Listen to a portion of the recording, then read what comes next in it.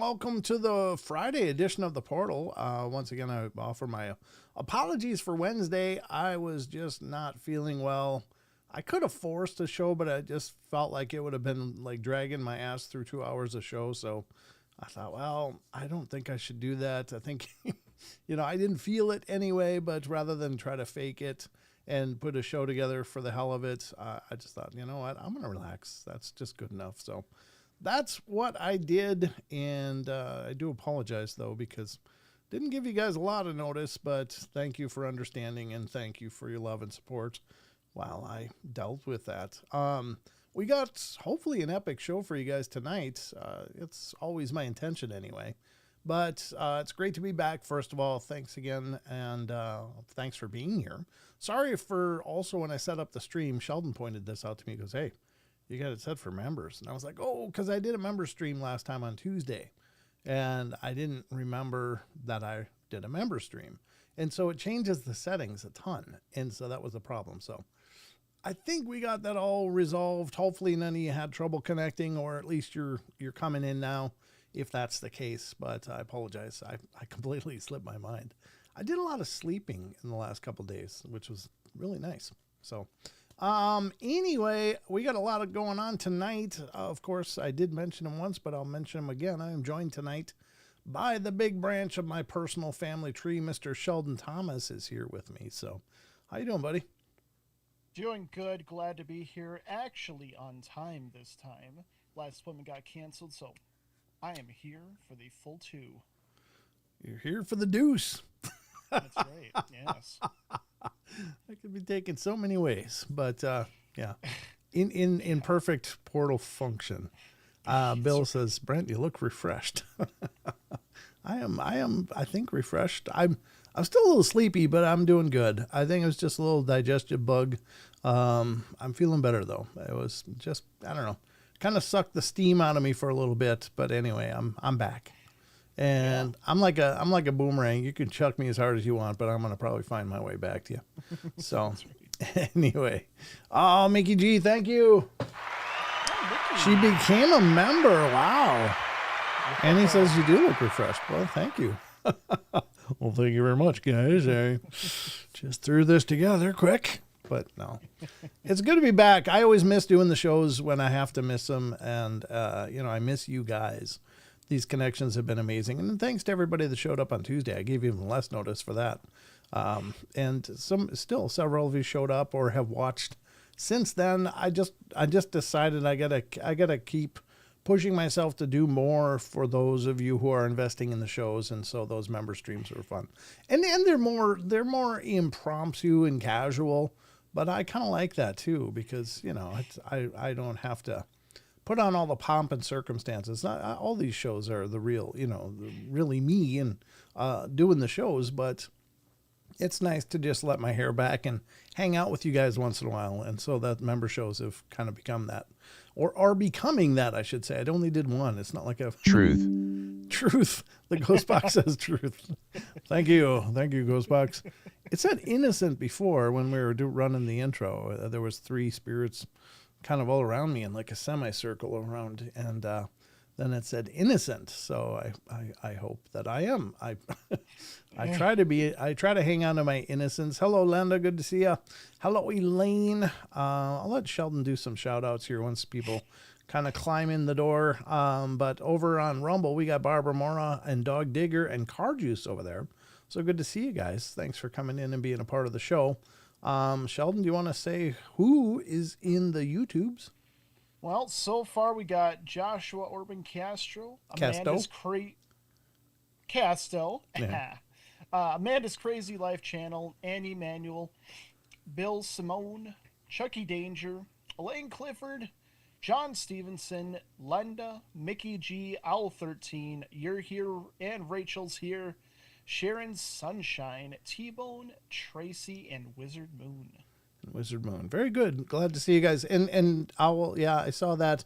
That was a mistake just prior to launching the show, but I did update it for public. So Yes. It's because I did a member show on Tuesday. I'd forgotten to transition that back over for a public show tonight. So I did change it just minutes before going live, so it might have taken some time, and you might have hit a wall there. I apologize if anybody signed up to be a member just because they wanted to watch the show. That's not not what my intention was. I do apologize. That was just an oversight on my part, so I do apologize for that. So hopefully everyone else is able to come in normally, or everyone's able to come in normally, and please accept my apology if you signed up just because you were like, hey, what do you mean members only? And you felt compelled to sign up. That's not what was meant to happen. So Paranormal Portal, it made me join to chat. Oh, no. Yep. It's okay though. Well, I'm so sorry. That was just my oversight. It's not, hey, I need more money. You guys need to give it to me if you want to hang out. That's never going to be the way I do things. So I do apologize if that was your experience. It was completely inadvertent. But you know, I can't undo it now. So unfortunately, if you did sign up for a membership, that's through YouTube. It's not through me. I can't just go, hey, let me refund that. Unless you want to give me your PayPal and I'll send you it.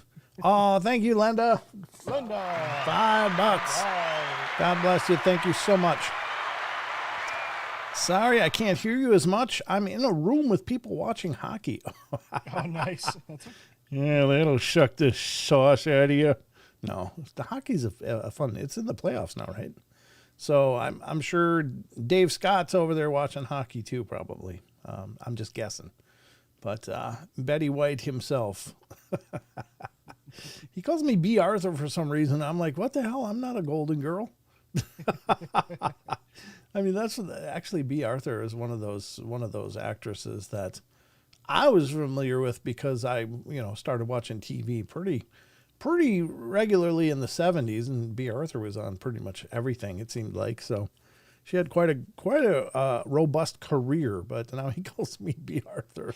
I don't even know what that means, so I just started calling him Betty White. So when you see Dave Scott, you just tell him B. Arthur says hi to Betty White. That should make him smirk. Anyway, Amanda's Crazy Life. People who know you know better, Brent. You're awesome. Oh, thank you, Amanda. I appreciate that. Yeah, I'm never going to try to suck money out of you guys. Hello, Michelle Aklavadi. Axiavadi. I'm sorry if I'm brutalizing your last name, but it's good to see you over on Facebook. And hello to anybody over on Twitch as well as X, if you're watching. I really appreciate you being there. Feel free to chat. Your chats will show up in this window over there as well. Your chats are not in a bubble. The only chats that are in a bubble, unfortunately, is Rumble, and I don't know what to do about that. Rumble is still kind of the bastard stepchild of the streaming community in a lot of ways, and it's unfortunate, but hopefully, everybody will begin to open their doors to Rumble because it's obviously here to stay, and they're doing a hell of a job. So at any point, so I do have to reference the Rumble chat directly always to see what's going on over there. So we got a lot to get to tonight, Sheldon. Oh, yeah? Oh, yeah. Yeah. Oh, yeah. Actually, we're also going to get to a video that you sent me. And when did I send this? I don't know, on Discord. Oh, that's right. Yeah. Okay. Yeah. Yep. Yeah. I remember. So we'll get to that in a little bit. Michelle, how do you say your last name? Can you phonetically help me out here? It looks like Axiavadi. Axiavadi? ACC, I think is right. If I'm right, let me know. Ooh, Linda, what did Linda? Oh, yeah, the donation. So I guess we're going to get to it. We're going to get to the news here pretty shortly, in just moments, as a matter of fact. Then we're going to get to some more of the haunted toys. We're just going to get through that list. Or is it just Achiavati? Is it just Achiavati? ACC is just Achiavati. Okay. Thank you, Michelle. I appreciate that. I need phonetic help. I have a very Midwestern palate and enunciation, so when you start throwing worldly things like that, I get all kinds of lost. You got it, Achiavati. Okay, wonderful. I'll try to remember that. Thank you. T-Bone coming in with the 5 gifted memberships. I should have 5 more people showing up on a Tuesday stream. It's going to be every other Tuesday. I'm planning on doing those at least roughly. I may do them every one of them. But let's see who got them. Ryan Brand got one. David Lopez got one. Jimbo got one. Blondie Lady got one as well. And Gemini Moon. So welcome and thank you guys for being a part of the journey. And congratulations on your free membership. And T-Bone, you're always making the magic happen. Thank you so much for that. Really appreciate it. So remember, tomorrow night I'll be joined by Tex. He's coming back. We're going to make sure he gets roped into the portal. So he messaged me today, said, hey, I'm available. I'm like, oh, God, it's about time. No, I didn't say that. I said, yeah, it'll be good to connect with you again. I miss Tex. He and I have gotten pretty tight, and then all of a sudden he's just off radar. Or off my radar, I should say. It's just he's been busy. So, Busy. All right. Yep. Let's get to the news, Sheldon, and see what the hell's going on in the world, shall we? Let's do that. Okay, ladies and gentlemen, without further delay, it's time for the news. Big exhale for effect. Here we go.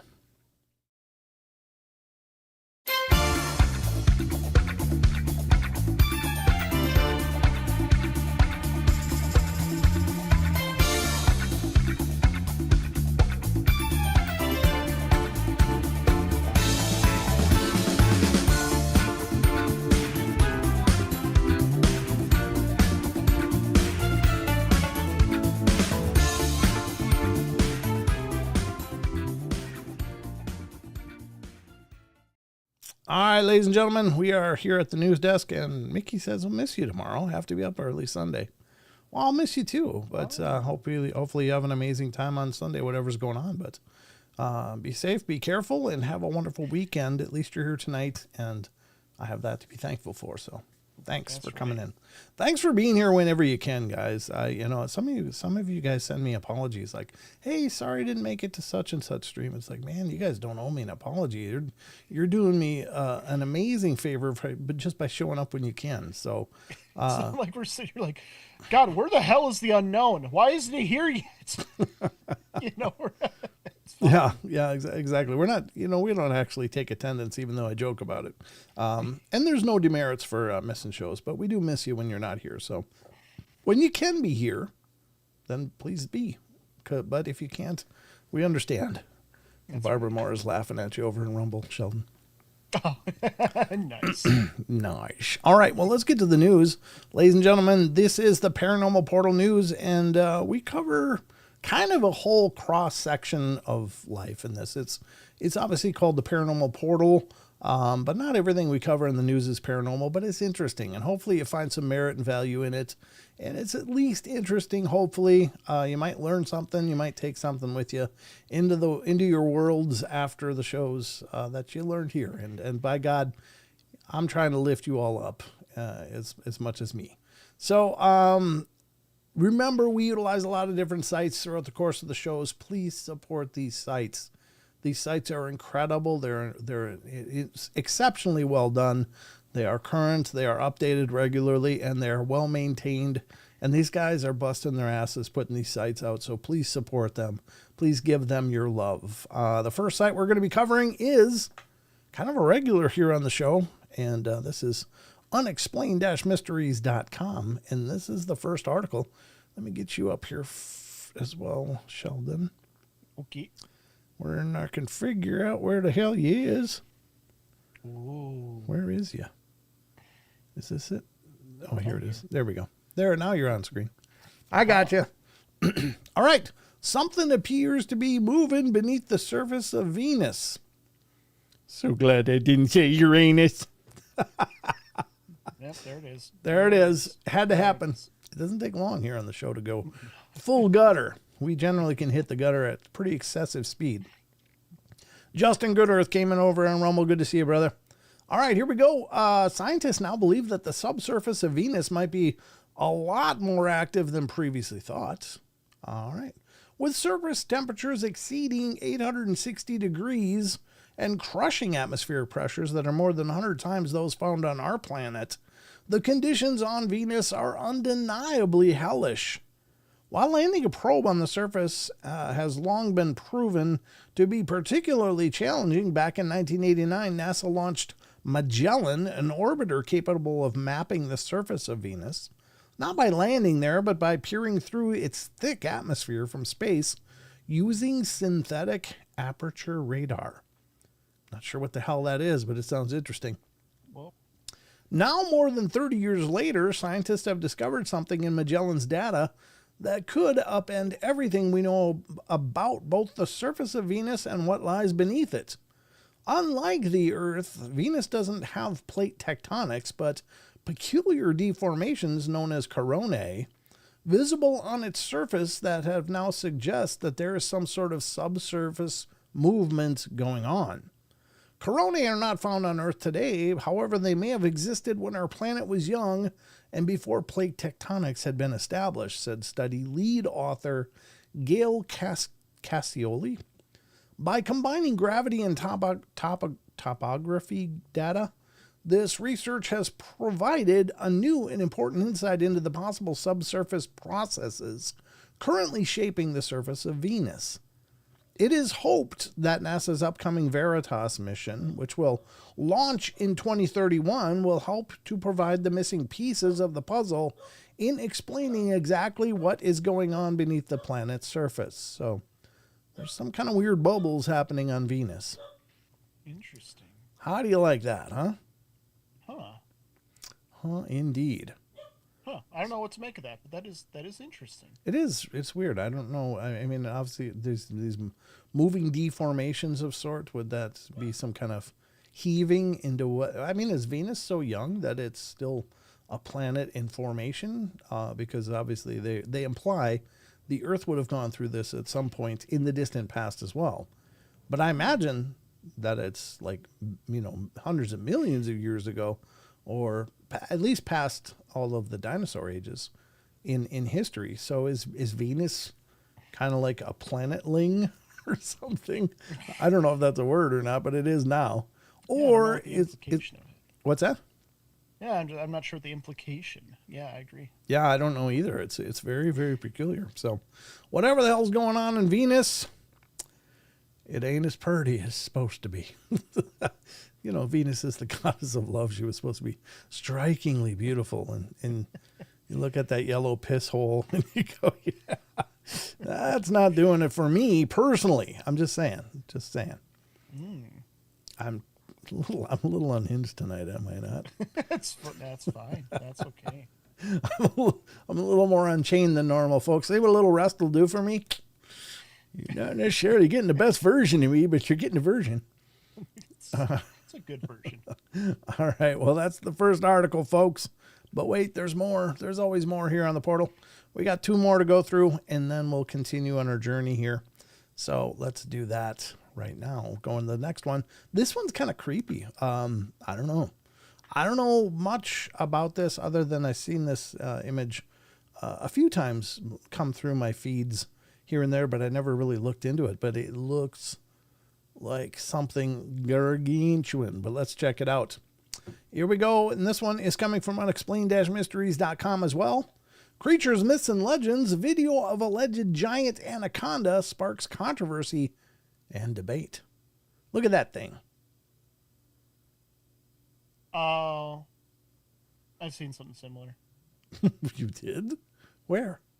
It was an AI video, actually. And maybe this is. I don't know. I don't know anything about it other than I've seen this image and going, God, that looks like a huge snake. Now, anacondas, I think like most of the large constrictors are pretty indeterminate in their growth, meaning that they don't have like a top size. They will just continue to grow as long as both their environment and the food sources can accommodate that growth. It'll continue to grow. So it's conceivable that, anacondas could reach gargantuan, prehistoric levels potentially. Is this an example of that? So I don't know. Let's check it out.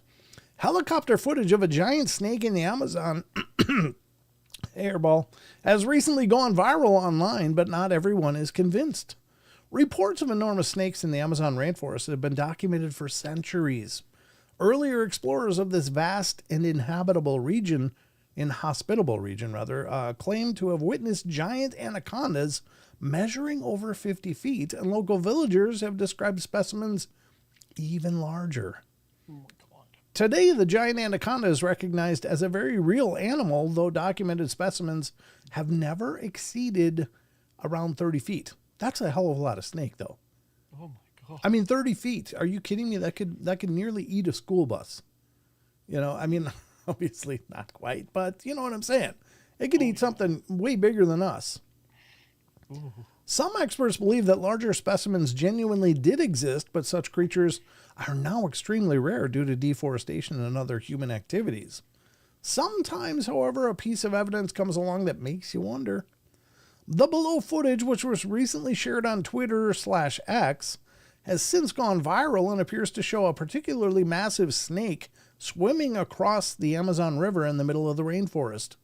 Trouble is, nobody's quite sure if the video is actually real, with many suggesting that it is instead a hoax produced with CGI or generated using artificial intelligence.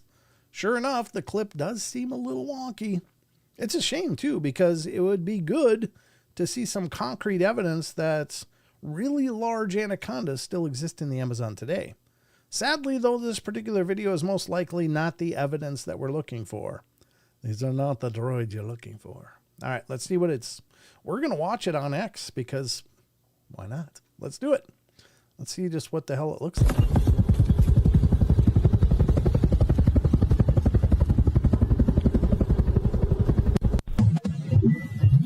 Damage. It says damage. Ghost box.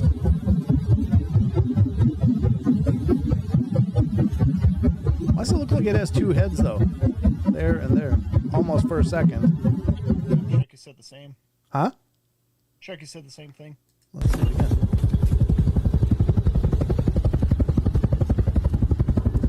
Or... yeah, it's right there, and then suddenly it's not. That's definitely a red flag. There it is, and then it's arcing like a snake. So yeah, I don't know. I'm gonna kind of, just because of that disappearing second head, to me is like, wait, where did that go? Yeah, I'm calling AI on that one. Yeah, it's That's actually unfortunate. the video I saw. Is it okay? Yeah. Yeah, that's strange. I mean, it's very. If they had not had that in there, I would be very, very convincing. Although, I don't know if the head is the right size for this size of a body, though. To be honest with you, like the model and but it could be just submerged. It's hard to know. But that other head over there is kind of the big red flag, if you will. You know, like, why is there a disappearing second head? That didn't look right. I mean, could they be a female anaconda and they're mating, or that's the female and the male's underneath going, oh, God, you're big. I need spare. Hold on. I mean, yeah, it could be, and that's what Chucky said too. It's just the way that second head disappears. Chucky, will you get out of my brain, dude? What the hell? I have enough trouble coming up with my own thoughts, much less you're ripping them off. Chucky says it's atomically correct. It's what? Anatomically correct. Is it? Yeah, it could be. I mean, it's hard to know because this looks so thin, but I mean, it's obviously could be very well submerged too, with very little of it. Oh, I see. I know studios do this sometimes. Rachel said, I think it's a movie teaser for the remake, the Anaconda movie remake. Oh, okay. Are they remaking it? I had no idea if they were or not. Maybe. I mean, it's very, very convincing. Just as far as the interaction with the flowing water and stuff, it looks really well done. Although there's no current here, which is a little unusual, whereas you can see current around most of the other parts. But then there's this real super stillness in here where, I mean, is it possibly just because these are on the ends and they would be more volatile? Probably. I mean, if it was a big coiled mass like this in the water, it could have smoother spots where the current is churning underneath and maybe not making so much ripples. But I don't know. I could have done this for the What the Hell Is That files, but could have been that. Yeah, could have. Could have. I don't know. I'm leaning towards either AI or like it's made, by editing type. Yeah, it could be. I mean, I don't think it's real. Is what I'm thinking. But there's so much they did right. If it's a fake, the focal lengths look consistent with the foliage in the water. Like, it's not crisp in focus, any of it, but they have the same basic distortion level on any of the edges of like the trees up here, and then the edges of the actual potential snake. So, I mean, they did a lot really right. But that second head is the part that just screws me up. It's like, what? That part doesn't make sense. It doesn't look like a snake, but then it suddenly kind of looks like a snake there, right there. And then it just melts away. So, I don't know. That whole melting away second head kind of screws me up. But yeah, very interesting. Very interesting stuff. Yeah, I know the jaws unhinge. I mean, obviously they can swallow, and with any kind of huge constrictor, you think of skeletal structures, but the constrictors actually, they shatter rib cages and stuff when they're squeezing. So everything becomes they crush bones a lot of times. Oh, I thought you meant their own bones. Okay. No, not their own. The thing that they're squeezing. You know. Yeah. Oh yeah, for sure. So I mean, obviously it becomes like. Like, what is this thing's go-gurt? It's like eating a go-gurt rather than a than a solid brat or something, you know. Oh well, yeah, we experienced that with our constrictors years ago. Yeah. They squeeze so tight that literally they're, you know. Yeah. Enough detail. Yeah. Oh, yeah, I remember. They start breaking apart. Yeah. Yeah. They start blowing extra crevices and stuff. Yeah. Yes. Yep. I remember. It's always a good indication you got to move up to a bigger food size. But anyway, yeah, we never fed live for what it's worth, folks. No, I was never into the, hey, let's watch something die quick. You know, never. But they were already quite dead. All right, so there you go. It's. I think we maybe everybody pretty much agrees this isn't quite right, but it looks very convincing in a lot of ways. Yeah. So it's pretty good as far as fakes go, but yeah, not perfect. All right, let's go to the last one. This is Mystery of America's Lost Colony may have finally been solved. Everybody's heard about the old Croatoan carving on the tree from one of the earliest groups coming into America and disappearing. And you heard about that, Sheldon? No, I don't remember that at all. You probably did in school at some point, but maybe you weren't paying attention that day. It's possible. Possible. Let's go see what this has to say, though. This is literally one of the greatest, oldest mysteries of America for us immigrants, as it were. Exactly what happened to the 118 colonists who settled on Roanoke Island in the late 1500s has long remained a mystery. According to historical records in the late 16th century, 118 colonists from England settled on the island of Roanoke in what is now North Carolina. And things weren't easy for the colonists, however, they were soon found themselves short on supplies. Things got so bad that in 1587, the colony's leader, Ralph Lane, decided to return to England to request more supplies, but when he finally returned with a supply ship 3 years later, he found that the entire colony was now completely deserted. Anything of use or value had been stripped, and the only clue to the colonists' whereabouts was the word Croatoan, which someone had etched into a wooden post. This suggested that they had gone to join the Croatoan natives who lived around 50 miles to the south, but whether they had ever made it there has long remained something of a mystery. Some stories suggest that the colonists had been killed by hostile natives, while others maintained that they had been attacked by the Spanish or had died from disease. Now, though, excavations on Hatteras Island, the home of the Croatoans, has yielded definitive evidence indicating that the lost colonists actually did make it there after all.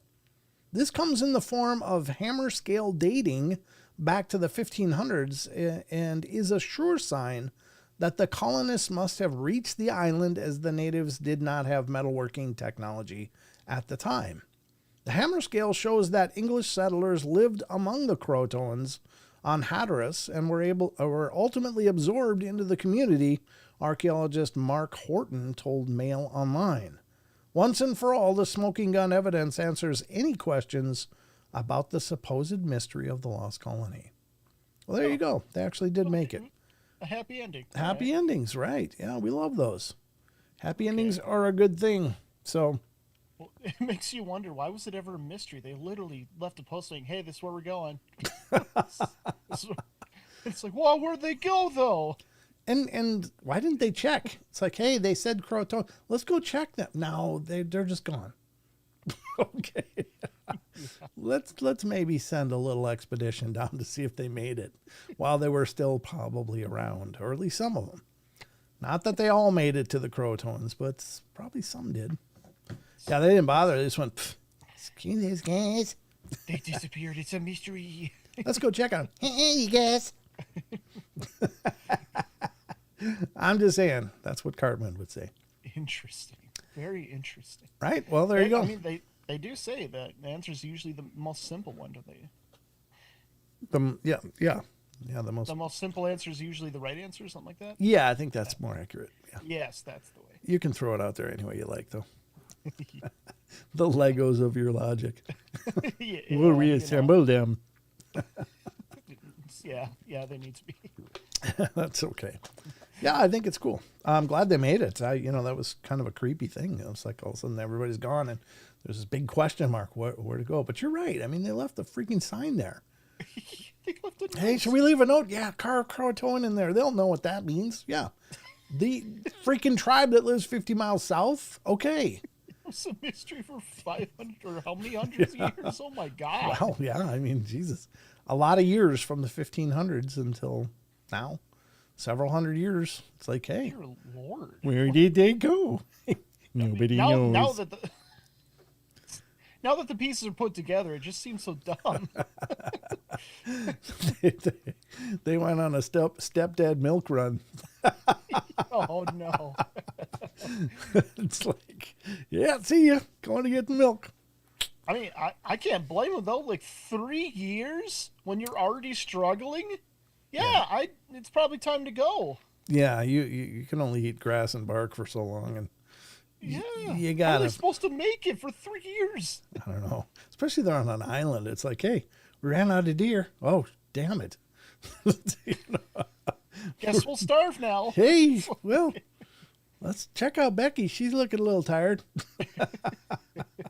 I'm just kidding. That's just gross and wrong, and I apologize. Well, there you have it, folks. That has been the news. I hope you guys feel like you've been newsed up well, because that's the goal here. So let's get back to the rest of the show. Are you ready, Sheldon? I'm ready.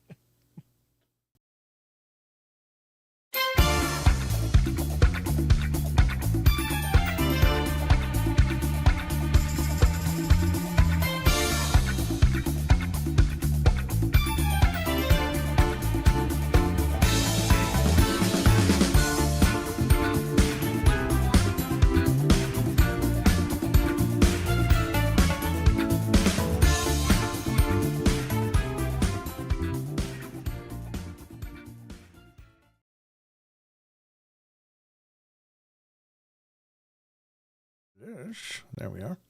There we are, Sheldon. You know what? I'm going to take away some of your northern lights. No. Yeah, you're this subhead to my head on the screen. Give the people what they want. They want northern lights. Sheldon, you got 5 head.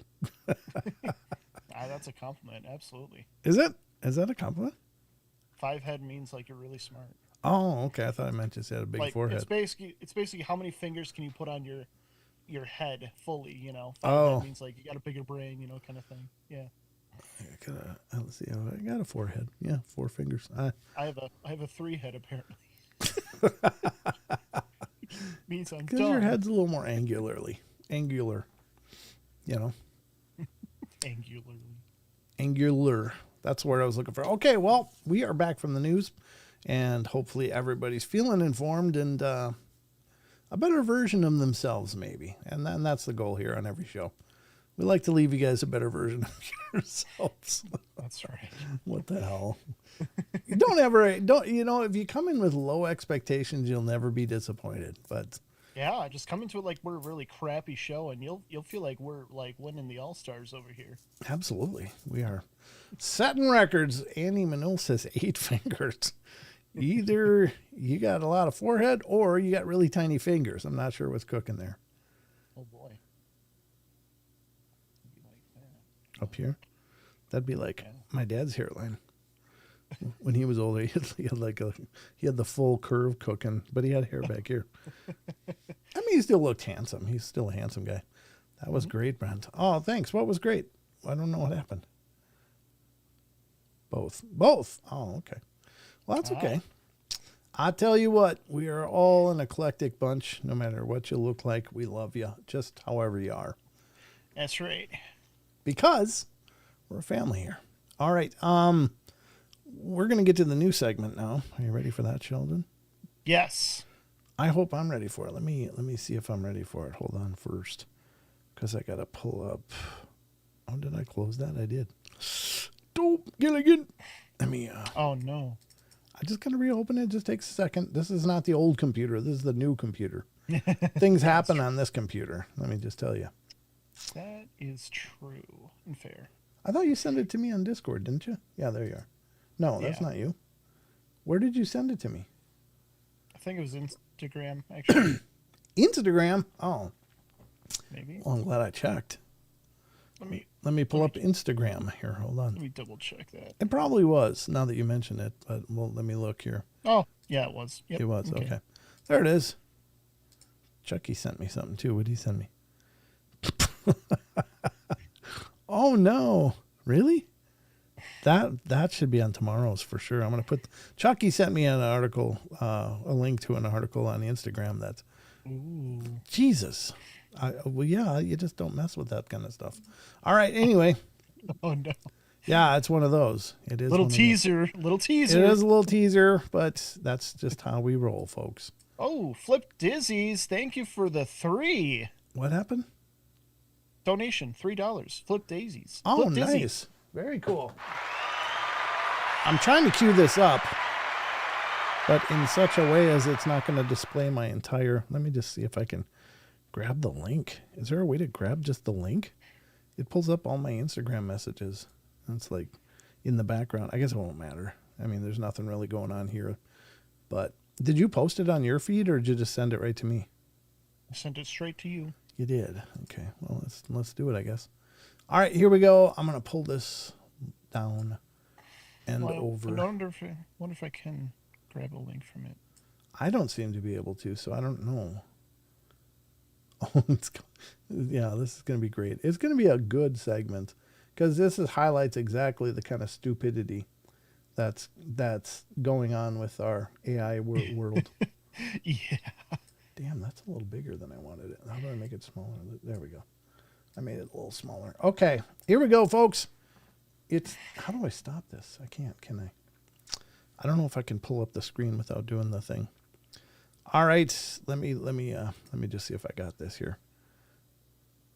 No. Damn it, let me do this. Hold on. Let me do this. I'm going to just try to make this right because I want this to look right, and I'm going to do it on the fly here while we're talking. Dang it, that's not it. What in the hell? Cancel. All right, well, damn it. How scuffed. I'm scuffed right now because I'm trying to pull it up without unveiling it. But I guess I'll do it anyway. Here we go. I guess it's here. This is What the Hell Is That? This is actually one of those AI videos, and there's a ton of these going around, folks. This is what Sheldon sent me. And this is the biggest load of garbage you'll ever see. First of all, when whales come to the surface, they're not floating like a ducky in your tub. They're mostly submerged because they are a lot of mass in the water. But if you know anything about barnacles, and I know very, very little, but I've seen videos of actual barnacle removal, and it involves things like spatulas and blunt instruments to get those things to release. You're not going to rinse them off with a hose. These are absolute AI fabrications, and they really do. Actually, I mean, honestly, I get pissed off at it because it's so unrealistic, and it probably gives a lot of people an unrealistic idea of what people actually do go out of their way to help these animals and to rescue them, and people get the idea, well, all you do is just rinse them with a hose and they'll be fine. And that's not what happens. So this is one of those videos on What the Hell Is That? that this is a whole host of them. There's versions of this where they actually have like these car wash buffer wheels attached to a ship, and they go and buff down the whales that are just happily sitting there getting scrubbed. And that's not any more real either. It's all just a bunch of crap. The sad part is the amount of people that jump on and go, oh, that's so wonderful they're doing this. Like, you know, Oh, no. well, there is. And it's maybe not so much in this thread, but in several others, like, oh my God, those guys are heroes. They're helping that poor whale. It's like, that whale doesn't exist. That is only existing in some memory location on a computer somewhere. You know? Plus, look at its tail on one of them. It's literally floating above the water. It's not even in the water. It's floating above it. Yeah. It's like, really, what is it? Hovering? What the hell is this? You don't spray barnacles off with a hose. You got to actually take them off with like a putty knife and you know, wedge them off. They anchor to these poor animals, and it'll kill these animals eventually. I'm sure plenty of marine life die every year from this kind of crap, but they're just trivializing it, making it look like you just hose them down and they're fine. Except this one, whatever that broccoli cauliflower crap is not rinsing off. Right? Oh my God! Yeah, that's come on. Yeah, I don't know what the hell's going on. So and he says they study barnacle glue to make new adhesives. Oh, really? Oh, okay. Yeah. Interesting. Well, I mean, it makes sense considering how hard they are to take off. Yeah, exactly. Like that, and they're sitting in the water all the time, in salt water, and they will not release. I mean, they just can't be released without a lot of extra help. So it's crazy stuff. But this is, what the hell is that? Well, this is fake. I love that take there where he's spraying this way on the whale, but the barnacles on the other side are rinsing off too. Yeah, I noticed that too. Yep. It's like, what kind of hose is that? That's a great hose. I mean, if they came off that easily, whales would never have a barnacle problem. Yeah, they just swim fast. They'd be. Yeah. You're going to get a lot more water drag swimming than you are some guy rinsing you with a hose. You know? God. So these animals can breach. I mean, they can breach out of the water. They can swim plenty fast. If they rinsed off like this, they wouldn't never have them. You're absolutely right. Yeah. But what is this cauliflower slice of hell? It looks like it belongs in a coral reef type of thing. Yeah, that would if that was on a whale, the whale's dead. I'm sorry. Yeah, okay. You have 5,000 pounds of rock-like formation on you. Good luck migrating. Yeah. Oh my God. This is the one where he's like, oh no, it was the last one where he's spraying on one side and it kind of rinses it off both sides. Well, anyway, he's literally gliding on the surface. He's not even walking. Yeah, he's like skating. What the hell is going on here? He's skating on the surface. This is your future with AI, ladies and gentlemen. There's a lot of stupidity out there. And this is why I wanted to do this segment, because I really want you guys to be as informed as possible, because honestly, some of this stuff looks so hard to discern from the real thing. But you look for those little telltale things like the second head in the snake that just melted away. No whale is going to let someone walk on them. Yeah, Mickey, you're absolutely right. That's a great point. So I just want you guys to be informed when you're out there looking at it, because this is only the tip of the pin on this stuff. There's going to be a mountain of AI garbage, almost cussed, out there, and there already is, but there's going to be so much more. This is kind of akin to the Bigfoot pictures from the 1800s that showed up all of a sudden. And it's it's like guys from the Duck Dynasty hanging out with a 20-foot Sasquatch is what it looks like, you know, like these mountain men. And, I found this in a yard in my backyard. It was buried in a jar. These images, and there were so many people like, oh my God, that's amazing. You know, maybe people had great relationships with them. And it's like, no, this is fake. This is not real. Don't be fooled. Don't be fooled, ladies and gentlemen. But I mean, look at the progression though. I mean, relatively, I mean, this is pretty well done. There's just there are obvious markers to it. Yeah. But like I've said many times, give this it guy's 5 doing years. Thriller. This guy's Thriller. He's moonwalking on that thing. Yeah, you're right. I mean, it's nearly indiscernible without those telltale flaws, and it's only going to get harder. You know, but certainly there will be a point we can't tell. Right. Yeah, exactly. And that's, I hope that somebody takes the time to develop tools to help us discern, you know, as it gets harder and harder. This is one where he's moonwalking. He's out there with the hose, just going full Thriller. Ice skating on it. Yeah, he's Billie Jean is not my lover. Yep, there it is, folks. So this is today's What the Hell. There's a ton of these out there, so be careful when you're seeing this stuff. Don't be fooled. 99% of this stuff is garbage. And as I said on I think the first show where we talked about this, the other scammy thing going on is all these animal rescue stories where they take several clips of people actually adopting animals and raising them, but they stitch together this whole fabricated storyline of how the baby fox grew up and it loved the person and it came back and brought all of its family with, and it's like they are these huge fictions that are developed using a root of some very real events where people did save animals. I hate those ones. Yeah, they'd really disgust me because you can clearly see in several of them that's not the same animal. And they have fox. There's many animals have very distinct, individualized pelt decorations, and you can see that on a lot of them. Like their hairs, they don't change much. Your golden B. Arthur. Oh, there he is. Betty White himself just came in, folks. I've been waiting for you, Dave. I told everybody to say hi to Betty White for me when they come over. So, All right. Thanks for 10. Thanks for 10, brother. I appreciate it. So this is my words of caution. You're seeing a ton of this stuff already, folks. You just may not realize you're seeing it. Most of it is not this easy to give away, but look for the clues, look for the hints, look for the inconsistencies. And treat everything like a skeptic until you know it's real. Don't start from real and then go to skeptic, because a lot of times you're going to get taken. You're going to get fooled by this stuff. There's so much trash and lies and fabrications out there. Start from a skeptic and become a believer just because you're able to learn more about the story. So that's my take. This segment is going to have a great transition at some point, but for right now, it's what the hell is that? So there you go. That's what the hell is that, folks? Let's do this. Go. Do this. What the hell is that? There you go. That's your transition. I like that. I like it too. And a nice rhythm and impact to it, didn't it? Yeah. Yeah. So there you I don't go. know why it reminded me of Full House. I don't know why you got that little flashback. I don't know why. Well, that's kind of like that theme song, I think, from Full House. I think you're right. Yeah. Streamlined inequality over on Twitch with some garbage. Thank you. Thank you for spamming my channel, Streamlined Inequality. Oh, no. It's one of those. Yeah, it's one of those.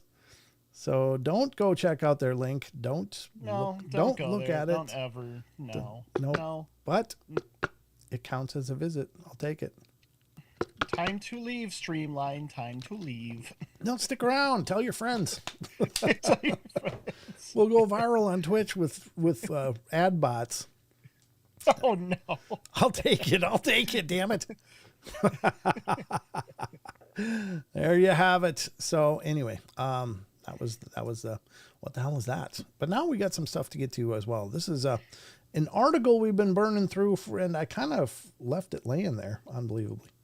But this is an article we've been doing. We're on number 6 out of 9, if the count is correct. Let me just scroll quick. God, this 6 is really big too. That's why I stopped there. It's a really long story. Oh boy. 7's not bad. 8 and 9, yeah. So there's 6, 7, 8, 9. There's 4 left, and we're gonna. God, that's a huge story though. I'm gonna have to take a big drink before I start reading that one. That's fair. Oh, my computer actually got slowed. Oh, I clicked something by accident. There we go. You know where you click on a web page and it brings up that automatic cursor scroller where if you move your mouse down, and I'm using the wheel and it's not going anywhere. I'm like, oh, my computer's lagging. But no, I clicked that thing by accident. So okay. Dave's got some fans in here, folks. Spaced Out Radio. Yeah. Right. If you're, I should say this on Friday nights. There's an incredible array of shows out there, but you can start the evening with Lon Strickler on his channel, Phantoms and Monsters Radio, which is his YouTube channel. You can get subscribed over there and watch Lon go live. He was going live with some great stories tonight. I was sitting listening to him as I was prepping, and I really enjoy listening to Lon talk about his stories and about things. And then he does a question answer period on the end where people ask him questions about different phenomena, and he weighs in on it. So it's really a fantastic experience. But you can start there. Cool. That's at 6 p.m. Pacific, which would be what was that? 6 to 8 p.m. Central to 9 p.m. Eastern time. That's when you can catch Lon's stream. And then the portal follows an hour later when Lon is done. And so it's a great leaping point. I think Dave Scott Dave is live on Fridays too, isn't he? I think he's live over on Spaced Out Radio. He might start at about 9 though, I think. Well, I think he starts just maybe he's getting started pretty soon actually. No, because he wouldn't have been over here now. I don't know. Anyway, I think there's a Spaced Out Radio going on tonight as well, so you can follow up after the portal with Spaced Out Radio and just get the trifecta cooking. Just saying, there's options, folks. There are options. Yes, SOR on Fridays is 9 Pacific, midnight East. Oh, very good. So he actually does follow the portal exactly. So Sharon Sunshine, she's over there. Sharon 61 Sunshine's over on Twitch. Sharon. Good to see you. And Lucky Gypsy's over there as well. Perfect. Good to see you guys over there. Thank you. Nice, guys. Hey. Good to see some action on Twitch. You guys are awesome. Lucky Gypsy, yeah. Thanks for minding the store over there for me. You're awesome. But we're going to get to this haunted toys stories that we've been going through. We kind of left it because the number 6 story was enormous. I remember why I left it. I went, I don't have time to read that. So it's probably going to be a 15-minute story anyway, or thereabouts. But anyway, let's continue. Because here we go with, this is coming from thoughtcatalog.com, which is an incredible site. And we're on number 6, a story told at sea. I want to go to the top so you guys can see this. I should use the scroll wheel. That makes it easier. Here it is. It's Thought Catalog is the article, 9 True and Terrifying Tales of Haunted Toys Tormenting Their Owners. And this is by Eric Redding. He's done a fantastic job with this article. And it was last updated 3 years ago, September 26th of 2022. Oh, speaking of haunted toys, how's the doll been? Quiet. Good. It's been good. It's been good. There was, still, she's got those piercing eyes, which are really, honestly, very disarming. But she's been a doll. Literally. Okay. See what I did there? Look at that. Thank you. Oh, wow. She's been a doll. Oh, God. No, she's been good. She's been nice and peaceful. And I had a couple, including Deb, get a hold of me. And one other psychic got a hold of me as well and said, no, she's a very loving, kind soul, and she's happy to be there. And so it's like, well, good. I hope so, because I didn't want to bring Satan in anytime soon, so that worked out good for all of us. Yeah. Or another Annabelle or something like that. I was very, honestly, like, well, if things go weird, you're going to be a garage puppet. That's it. Yeah. I got a detached garage on the other side of the yard, and that's where it would be. But no, it's been good. Steel City Stacker rolling in tonight. Awesome to see you, man. Thank you. Thank God it's Friday. Keep up the awesomeness. Just for you, brother. Did we think Smooth Landon? Smooth Landon? What happened to Smooth Landon? Became a member. Became a member? Oh, thank you, Smooth Landon. Yeah. I didn't think I saw it. If I did, I was confused for any number of reasons. Distracted. Not necessarily show related. I'm just generally in a state of confusion. But anyway. Great to have all of you guys here. Thank you for all the love and support you guys keep giving us here on the portal. It's amazing. I'm just humbled. Absolutely. All right. But yeah, I appreciate the donations, guys. If you can do that, that's wonderful. If you can't, just like and share the streams. Let people know about the shows. That's an excellent way to support it. That doesn't cost you anything, and it helps me out a ton. So not everything is monetary, but monetary sure helps. So anyway, let's get to this. This article, we're on number 6. These are haunted toys. Now, as a prologue to this, most of these stories so far really haven't seemed to be haunted toys, or they've seemed to be indications of presences that have interacted with toys, and that has been the haunted toy, so to speak.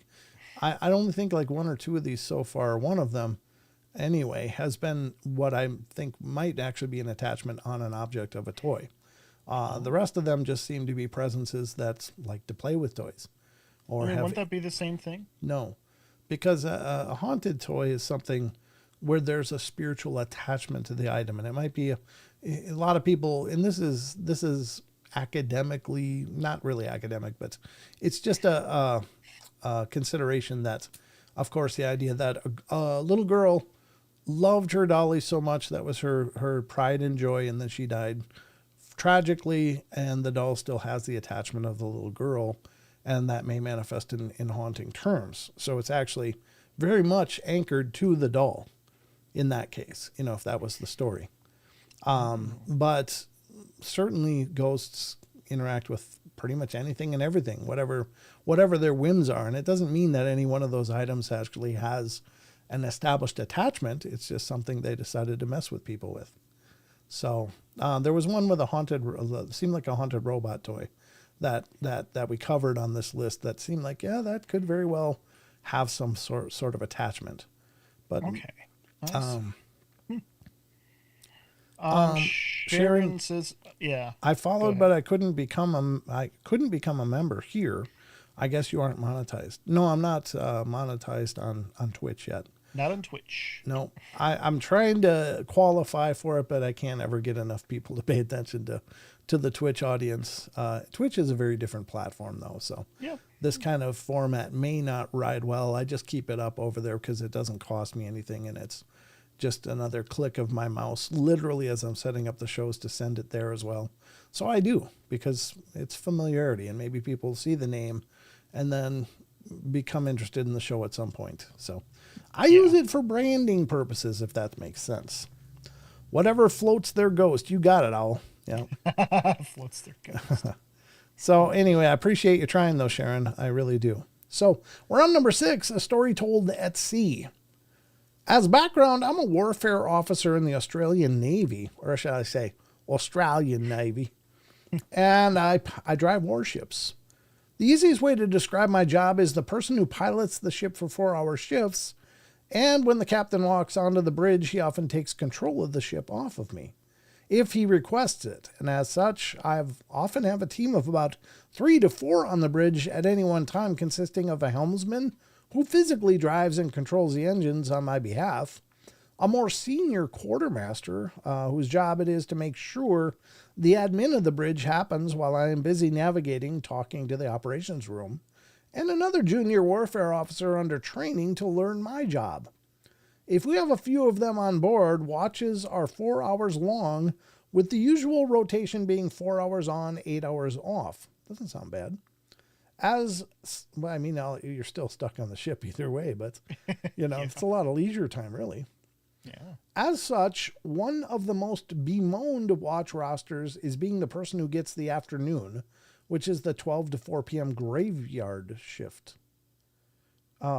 Graveyard shift is the next one, midnight to 4 a.m. So 12 to 4, their day or night, seems to be the bad time.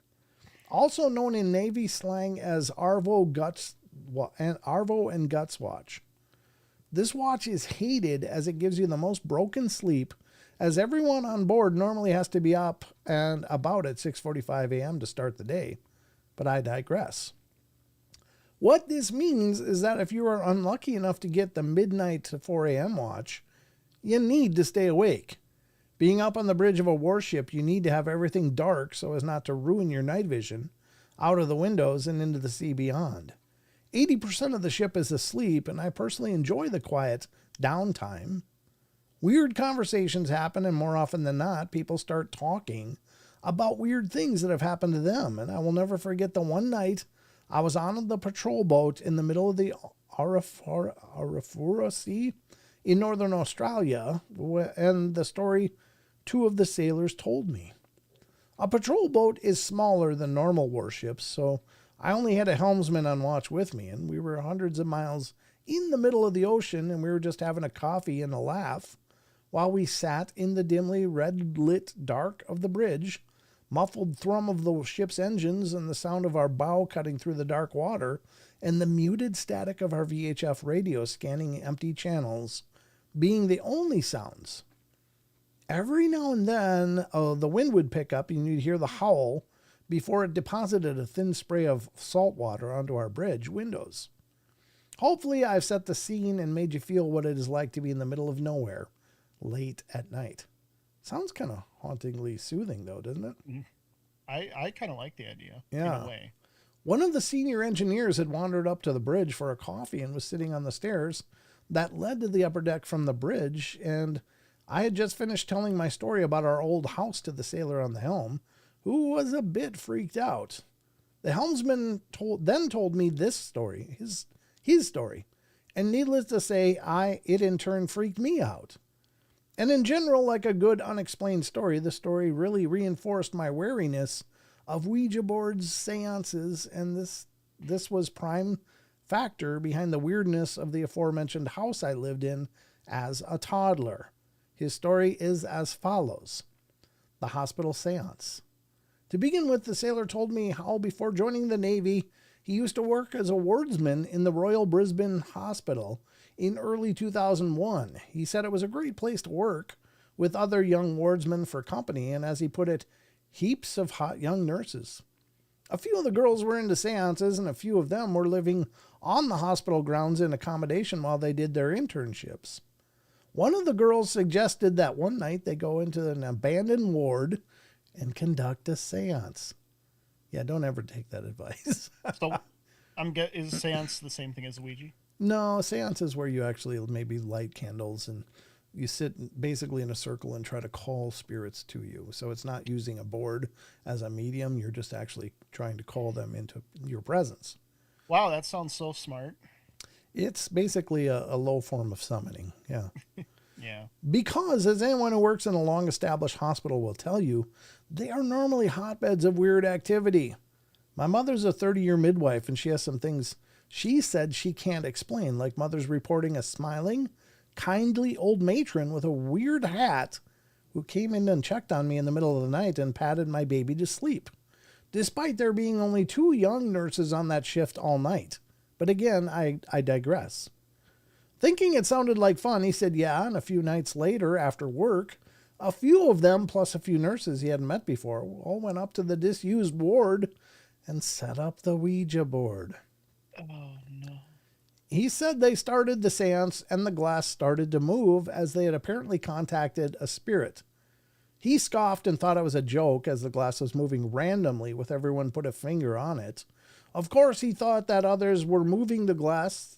He said someone was given a pen and paper and told to describe anything that happened, and little did he know that their innocent night was about to get really weird.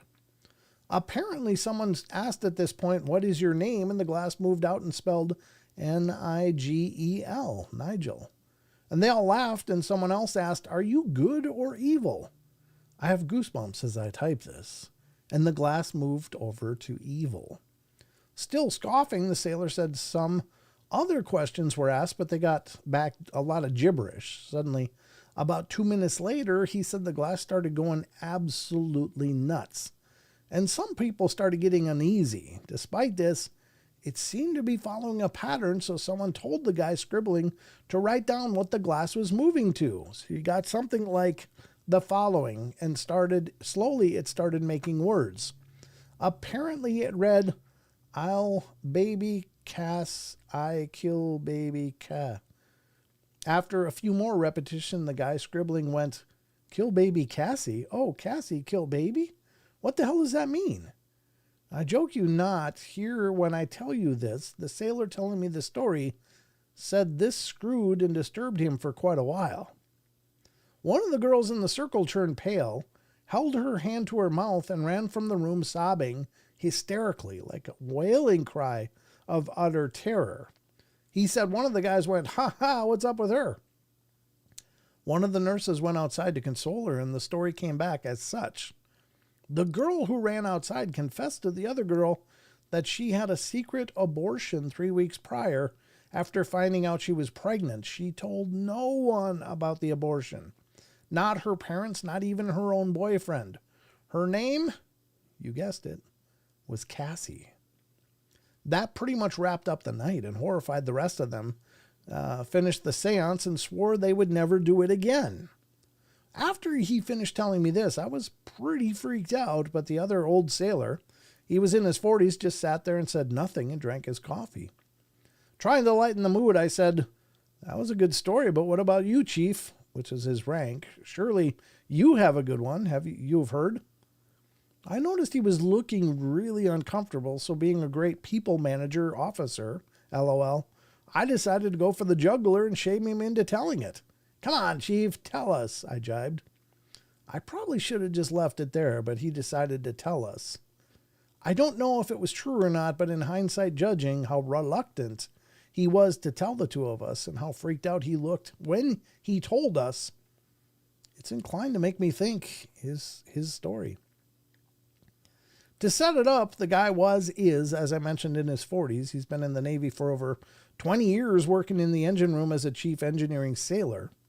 So he's not a weak-willed guy prone to getting scared. And from his posture and the look on his face, I could tell he was really reluctant to tell his story. I've heard sailors tell stories before, and I've heard some good ones. And you can tell when someone is pulling your leg, and this guy was flat out scared. I almost felt bad that I tried to cajole the story out of him. Well, anyway, his story started when he was 6. He said he was in grade 2 of what some of you American readers would know as elementary school. They had to make papier-mâché dolls for Mother's Day. And he said he ended up making a clown marionette puppet that was suspended on strings. He said his mother loved it immediately and loved the fact that it was probably the first really creative thing he'd ever made at school and prior to that at kindergarten. She insisted he hang this doll off the curtain rail above his bed, as she loved seeing it hung up in his room for extra color. I think I know this story. Might have actually covered this story on another show. Now being 6 years old, he said the novelty of having a clown puppet hanging over his bed at night started getting out of hand. After a year or so, he said he actually began to really resent the clown being there. He said he especially hated waking up in the middle of the night and seeing it leering down at him. Well, after a while, he started to realize that he hated the clown, and his imagination probably made it worse as he felt like he was being watched of a nighttime. I don't know what that means, of a nighttime, or whenever he was in his room. He told his mom he didn't want it hung up above his bed anymore, but he said she could tell she was really hurt by the idea of taking it down, as she really loved it being there. Well, put it in her room then. I would have thought she would have hung it over her bed. There you go. But I held my tongue. One day, after freaking out in his sleep once too often, he took it down and threw it in the rubbish in the kitchen. He said he made sure he put some other rubbish on top of it so his mom wouldn't find it. He went to bed early that night and said he felt happy knowing it wasn't above his head anymore and on the curtain rod. The next day, he woke up to find the clown puppet back above his head. He said he cursed under his breath and thought that his mom must have found it, gotten upset, and put it back in his room late at that night, early that morning when he was sleeping. He decided not to say or ask anything about it of his mother, and he thought he'd get in trouble for trying to throw it out to begin with. A few weeks later, he took it to the wheelie bin outside the house and threw it under some bottles and cans, and then he placed a large bag of rubbish from the kitchen on top of it and wheeled the bin out for collection by the garbage man the next day. He woke the next morning to find the bloody clown back above his head and hanging from the curtain rod. Well, as you can imagine, he said he was quite upset by this point, and in real life, myself and the helmsman both realized that he was visibly shaken from telling us this. And he confronted his mother about it, and he said to her, "Mom, why do you take that clown out of the bin and put it back in the room?" "James, what are you talking about?" Did you try and get rid of the doll? Why would you do that? You know how much that means to me. It was one of the first things you made. Mom, I really don't want it anymore. It scares me. James, that's nonsense. It's papier-mâché. Well, he was upset and assumed his mom was on to him and had retrieved the doll from the rubbish. He left it at that, but decided he would get rid of it once and for all a week later. So one day when his mom was out and his dad was in the garage fixing the car, he took the puppet up the backyard and put it in the incinerator. Australian readers will probably remember most people seem to have one of these circular brick areas in their backyards when they were younger for gardening and mulch, etc. And he said he lit the match, covered the doll in paper and dried grass. After a few minutes, it was completely charred and burned to ashes. Giddy with delight, he confessed to his mom what he had done later that day when she got home, confident in the fact that she now couldn't do anything about it after the fact. Well, he got grounded and smacked for playing with fire, but he said his mother got over her disappointment and moved on, and nothing more being said about it. Or so he thought. That night, he said he dreamed that he woke up and his bedroom door opened slowly and that a clown, now on fire and in flames, walked into his room and said to him, "You thought you could get rid of me, didn't you? Well, one day you're going to pay for what you did." He said he woke up screaming, which brought his parents running. He was crying, but they assured him it was just a bad dream. He quickly put it behind him, although he said his parents were quite concerned for a few days. Years later, when he was 16, he had another dream. He dreamed, and now I can feel the goosebumps running up my legs. The same clown doll walked into his room on fire and said, "You thought I forgot about you, didn't you, James? Well, I haven't forgotten, and trust me, one day you will pay." He woke up screaming again, and he told his mom about the dream. His grandmother, who by his account was one of those hippie types, liked alternative lifestyles, etc., suggested he see a clairvoyant, mystic gypsy woman she knew for a card/palm reading. Well, he thought he couldn't hurt, and he went along with it and did it. Despite his skepticism of such rubbish, he said the woman blanched a little when she read his cards and said something or someone very bad wants to hurt you. Have you offended someone or anyone lately or in your life? He broke down and told her the story of the clown and how it happened in his dreams when he was younger and again when he was 16. And she said to him, "James, this is very bad. If you ever see that clown again, something terrible might happen and you need to be prepared." At this point, we were quiet on the bridge and I was letting it all sink in, and I couldn't help but notice this sailor was shaking. I realized I shouldn't have pushed him to tell the story, and that it was evidently something he was seriously scared of, and had been his entire life. The helmsman, after a minute of silence, blurted out what I had been thinking. "So, Chief, have you seen it since?" The chief looked at us both and said, "I've never seen it since, and I live in fear of the day that I end up dreaming and I see it again." And that, ladies and gentlemen, ended our few hours of telling stories. I went and pretended I was checking on the radar and the chart while the helmsman looked ahead and pretended to check the autopilot.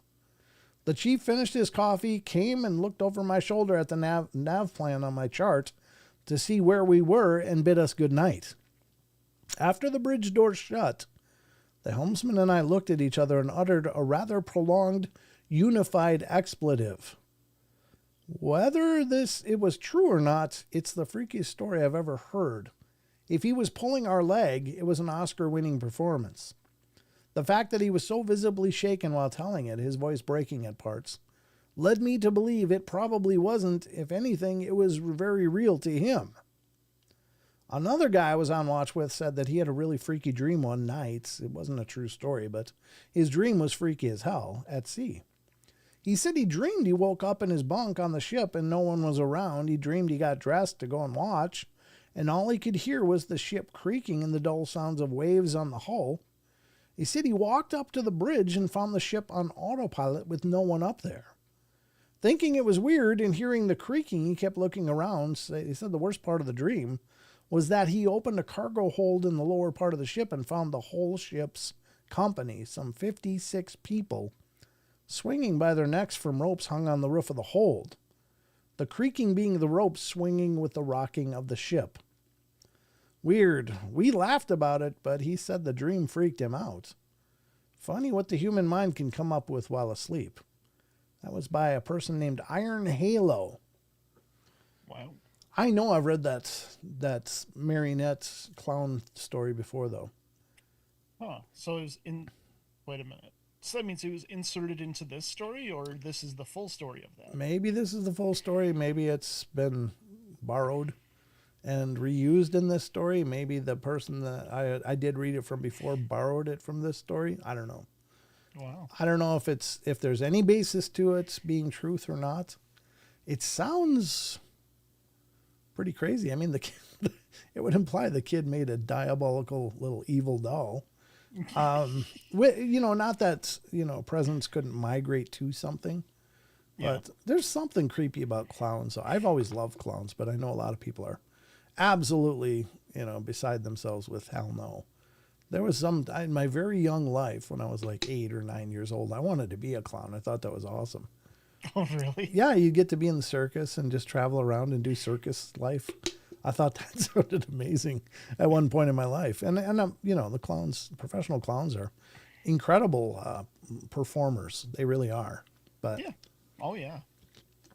But there is something a little creepy about it. Hey, there's Jaron over on Facebook. Weird. I can't access on YouTube. It says members only. That was a creepy story. No, It shouldn't still. I did update. The old link did, but that's been updated now. So if you go back, it should be. Yeah, if you go back and refresh it, Jaron, it should work. If not, please let me know in the chat if you would. Nope. Give me Dogman over clowns, as Josh Casto says. I'd love a clown car too. Yeah, I'm with you, Maggie. That used to be awesome. Seeing like 15 clowns come out of this little dinky car. It's like, what? How? I don't know what it is about clowns. So I'm in between. Oh, I'm yeah? the in between of them. Sure. Where they don't freak me out at all, but I don't really care for them. Like it's a me thing, believe me. Like I do respect like the the training and the abilities they do. Right. I think clowns are cringy. It is a very, very, very, very old tradition. What we understand as clowns now is a very, very, very old and often has like at least tribal or at least some mystical traditions attached to it. So I think that there's maybe some merit in it in that regard, but there is also something disarming about the fact that you really don't know who you're talking to. I mean, it looks, in this exaggerated comical sense, but you think of, who's the Gacy, the serial killer that was a clown, John Wayne Gacy. I mean, he dressed as a clown and killed like dozens of people. He was a serial killer. Wait, what? That's a thing? John Wayne Gacy, yeah.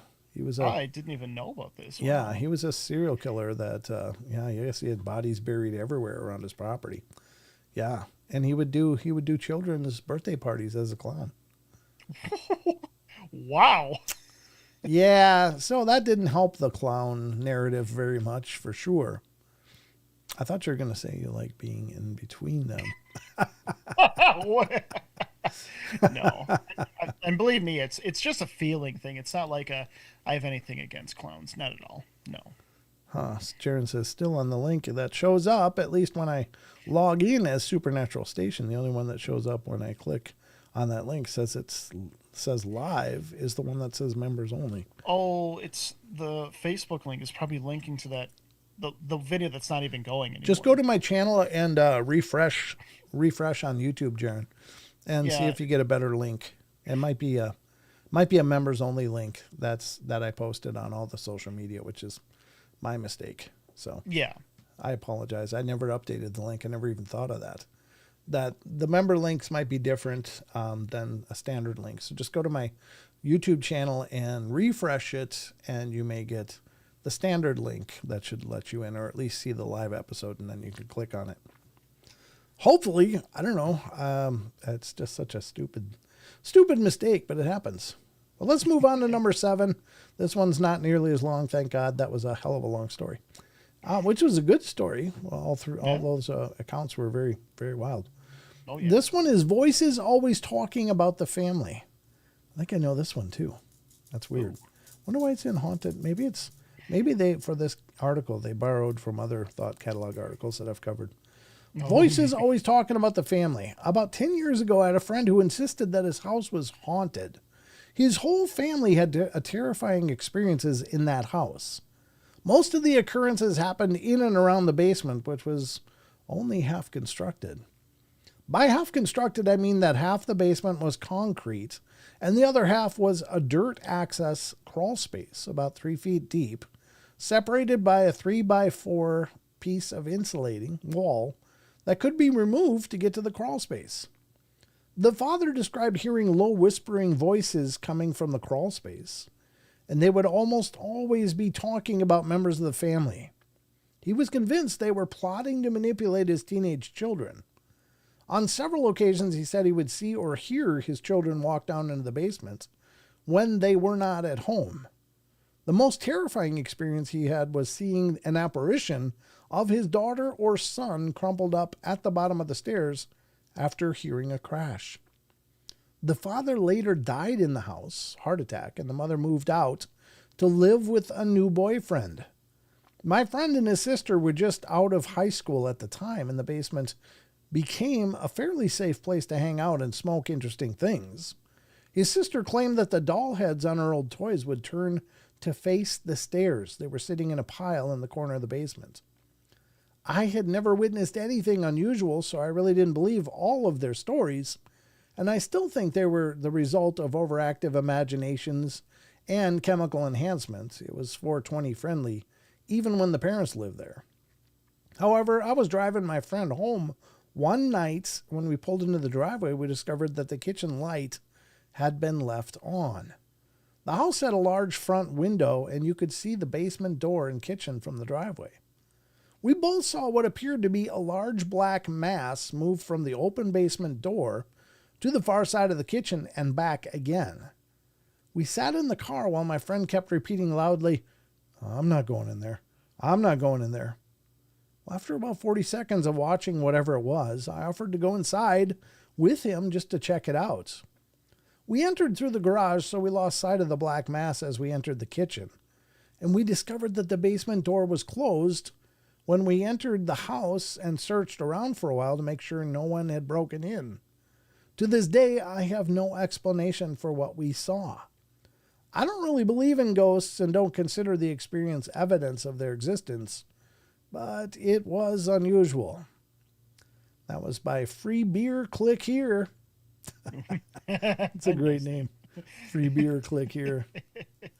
Yeah, Maggie 420 friendly. Gotta love it, Maggie. Yeah, interesting stuff. Wow. Wow is right. It's funny. I don't really believe in ghosts. I don't consider the experience evidence of their existence. Yeah, I've observed Come on, man. large shadows moving and heard these stories, but I don't believe in it. Well, fair enough. I mean, that again, people are territorial about their paradigm, and they will defend it because that's their safe space. It's their reality. Yep. You can't shake their reality. They don't want it shook either, Yeah. They're like, nope, this is where I live, and it's nice and happy here. Ignorance is bliss. It is. Yeah, absolutely. Did you ever see that short that I put out there with you in it? Which one? Which one? I think there's been a couple. Yeah, well, the one where you end up saying ignorance is bliss at the very end of it. So when you said it now, I was like, oh, yeah. Oh, I don't remember the specifics of it, though. Okay. I did see it at some point. All right, we got 2 to go. Greedier and seedier, number 8. I'm just trying to work through this article and it's almost over. This will be pretty quick. When my brother and I were little, we had 2 clown dolls that were named Greeter and Cedar. And when I say we were little, I mean very young, as in pre-kindergarten young. So there's not a whole lot of detail I can now remember about these dolls now. If I had to describe them, I would say that if they looked like homemade knockoffs of Raggedy Ann and Andy. One was a boy and the other was a girl, and one doll had yellow yarn hair. One was in overalls, very late 70s, early 80s style, and I asked my brother about them. He also remembered Greeter and Cedar, and here's the thing. All the grown-ups in my family who've been asked, my parents, aunts, and uncles, swear that my brother and I never owned clown rag dolls. However, we've been told that Greeter and Cedar were the names of our imaginary friends. Ooh. That was by without_within. Without within. Wow. So they experience these imaginary friends as to Raggedy Ann type dolls. That's actually over. That's actually over by where the little doll is right now. Oh, It is. It's right there. well. She has awoken. Maybe. She's never triggered anything before if that is her, but that was exactly where her chair is right now. Uh-oh. She was sitting over here in the extra chair next to me, but then, nobody else can sit in here, so it got moved. Oh. So Mrs. Portal can pull up a seat sometimes. Aha, yes. So that's over there where she is. But anyway, 9, the last one, Carmel the bear. Ooh. Let's see what's going on with Carmel, folks. Everybody loves Carmel. We'll see. Let's see if you love Carmel after this. This happened a couple of years ago. I was staying at my fiance's place one night, and she has a 6-year-old son whose room was right next to hers. And I got up at about 1 a.m. to go take a leak. So graphic. Can you just say use the bathroom? I mean, you got to say take a leak. And you don't take one, you leave one. Let's just cover the bases here. You don't come back with a cup of piss, It's like, Take a leak. I took a leak. Look at it. No, you leave one. You leave one. You don't take one. Anyway. Leak yourself out. Semantics. All right. I'm going to have to make a short out of that when it happens. All right. Anyway, on the way back, I hear the son crying in his room. And he has this stuffed cat from Build-A-Bear, and he adores it. Well, it was his first ever Build-A-Bear, and he got it when he was 2 or 3 years old. Its name is Carmel, and it has once of the voice boxes that plays a meowing sound. Thought this was called Carmel the bear. Okay. Anyway, so I go into his room and ask him, what's wrong? Why is he crying? And he said that one of the cats scratched Carmel as they were jumping off his bed, and he was hurt. Well, I picked up his toy and look over it to see nothing and ask him where Carmel... Wooden. It's kind of active tonight. It says wooden. Wooden. Yeah, Wooden. Wooden. Indicating, I said, I pick up the toy and look it over and see nothing and ask him where Carmel got hurt. And he indicated to one of the toy's paws. Well, I gave it a kiss and said, it's all better. And he turned to me, tears in his eyes, and said that he wasn't, that Carmel was dead. Holy dramatic. Jeez. I asked him why he would say that, and he responded that Carmel wasn't talking. I think he thought the voice box was somehow damaged or something, and I activated it. And after it's done meowing, I told him that everything was fine, and Carmel still talked. He looks up at me with a matter-of-fact voice and says, that is the voice box, not Carmel's voice. Ooh, that was by Foo Blah. Whoa. Maybe cat scratches are lethal to demonic toys. Maybe. Got the cat scratch fever. All right. There you go. Time to break out the cats with any hauntings. Yeah. Start dusting them with catnip and let it go. Yeah. Here we go. We're going to take care of this. We're going to do a little exorcism. I don't know. Wooden toy. Yeah, Josh. That's kind of what popped in my head, too. This was a Build-A-Bear, so it wasn't wooden, but Yeah. maybe it's from an where all toys were wood. Maybe. Old-time toys were basically blocks of wood in a lot of cases. Yeah. Look, it's a car. It's a block of wood. How many square rectangular cars do you see?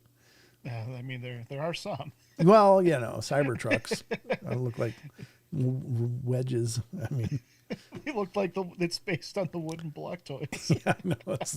Elon went in reverse. Let's go minimalistic with this.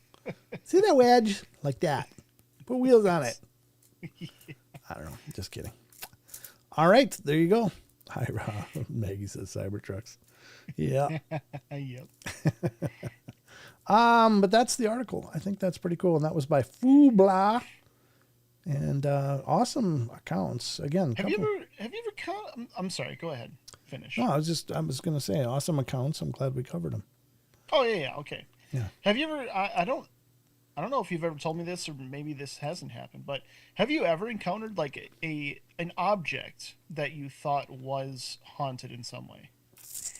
Like not a presence, but the object itself. Well, I was a little concerned about that doll. It just brought Well, I mean, yes, Yeah. The doll maybe, but other than that, I guess. I'm trying to think.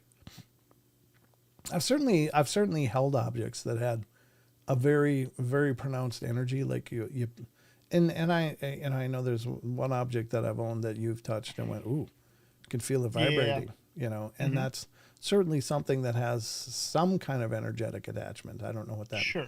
necessarily implies, but as far as an object I believed was haunted, I don't know if I have, honestly, outside of just a few, like stones that I found on the beach when I picked up that ancient Indian mallet head.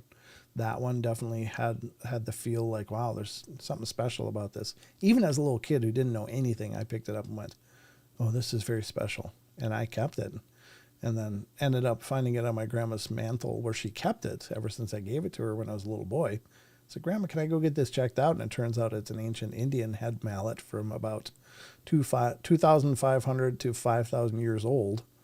And I was like, oh, Whoa. it was special. And I still have that. It's around here somewhere. It used to be right here on my desk with the old setup, but since I've redone everything, everything's misplaced or displaced, I should say. But I don't know. I don't know that I've ever held an item and went, ooh, this feels all wrong. I'm sure there's plenty of them out there, and maybe I've been in proximity to some of them, but I haven't held them and haven't experienced that personally. Have you? Okay. Not that. No, not an object. No. Okay. Yep. So tickle me Elmo, Michael Prine says. Yeah. Those are possessed a whole different way. Elmo loves you. Absolutely. Justin Goodearth says 2 days later. What? Oh, Justin Goodearth is telling a story over in Rumble. It's kind of long. We got a new kitten from a neighbor. As an outdoor cat, Dad went to leave for work, and the cat had slept in the engine compartment. Oh, no. Oh, no. Is this going... Oh, no. I can't read the rest of it. Doesn't go well after that. Oh. Huh. Oh. Well. Okay. Yeah, I'm going to leave that one. It's not a happy story. I'm gonna go over and read it. Shelton, your morbid sense of curiosity getting the best of you. I'm so curious. Yeah. Absolutely. All right, so what are we doing for time? We got about time. Oh God. Yeah, it just gets... Oh no. Everybody's going to be heading to Rumble. What's going on? Let's go read it. Everybody's going over to Rumble now. That's fine, Justin. You might be helping to build my Rumble presence just by this. Oh, God. Okay. Thanks for sharing, Justin. Rachel gets it right. Said, Sheldon, thinking about your question the other day about always seeing ghosts or never seeing ghosts. Imagine walking into a second-hand shop and seeing all the ghosts attached to objects. Yeah, wouldn't that be something? I've been thinking about that question ever since. I still got to say, I lean towards yes. Yeah. I mean, that'd be kind of, in a way, that'd be kind of cool. But in a way, it's like, oh my Lord, you might be shocked. Unless you're scrubbing the stinkies, that's all I'm saying. That's the one where you ended. That's the one where you ended with, ignorance is bliss. Well, then you just yell at them, like, get out of here. Get out. They're like the annoying flatmates at that point. Yeah, exactly. For your information, Begging to be bought, please buy me. I'll make your dreams come true. So Barbara does say, for your information, we egged Justin into telling us the story. No, that's fine. I mean, that's fine. Michelle Akiavati says, don't like clowns. Okay. Yeah, I know a lot of people just have a real, what's the word I'm looking for? A real phobia regarding clowns. Like they freak some people out like terribly. And I'm not sure where that's from. And maybe it's the whole, it looks happy, but is it really happy? Or maybe it's any number of things, but there is a bit of a creep factor to it now that as I'm older, I think about it. But when I was young, I just thought clowns were amazing. Like, oh, cool. Who said it? Someone in chat said that the clown makeup or that kind of style goes back to the Nephilim or something like that. Well, I don't know how anybody could know that. I I might be butchering what they said. Oh, no, See, I don't remember who it was. and I'm not saying that it's not possible, but here's the thing: we don't know anything about the Nephilim other than a few mentions in biblical texts of Nephilim, and the Book of Enoch and such. But there isn't really descriptors of them other than they were the offspring of angels who became enamored with the human women, and had offspring, which became known as Nephilim. So what did that look like? Well, the only mentions is they became champions of old and were men of revere. They were very powerful figures, whatever they were. But I don't know. I think there's a lot of maybe, and I'm not meaning to be disrespectful, so forgive me, but there might be a lot of fabrication in what people are equating that to mean nowadays versus what historical references we really have for Nephilim. And literally, it's just little mentions. There isn't any exhaustive work on what Nephilim were or had been, other than more. They were just more like side references than they were narratives, just showing the corruption of souls and some of the problems in the kingdom, so to speak, of the divine. But yeah, I think Meg says it's just a theory. That's a channel on YouTube. Wizard says that's what I've heard, but who knows? yeah, So, and I'm not okay. again. Please don't take it wrong, but oftentimes people insert a lot of their own ideas into this stuff, and they consider it canon. That I think this is right, so it's right, and based on what is my take, and it gets back to everything with this stuff that we really don't know what we're dealing with any of this stuff, but there's a lot of people making these claims and these assessments based on nothing more than honestly maybe a historical mention and a whole lot of supposition, and that's the part where I think we get led down all these weird pathways that there's really no criteria to get there other than somebody said something and somebody else believed it, and I'm not casting any criticisms to any of you guys. I believe me, I had to weed my way through a lot of it myself because I bought into a lot of those storylines until I started looking and doing research and realizing, how did they get there? I can't find anything that correlates to that. And then you realize that, no, maybe they just got there on their own and they're trying to, become an authority. And that's another part of it. So I don't think anybody means harm by it, but it becomes like a quagmire of possibility. And there's all these schools of thought. And I just like to caution people against those assumptions because honestly, whoever made them is basing them off of nothing other than knowing a word, hearing it referenced, and then coming up with a whole narrative based upon a lot of conjecture and supposition. So just be careful what you buy into. Okay, from Joshua Urban Castro. Okay. So I mean, in a way, it's kind of like with the paranormal, where it could be, but it might not be, kind of thing. Right. Sure, and I mean, you could say that the face painting could be more akin to tribal and shamanistic traditions of the past, pagan traditions.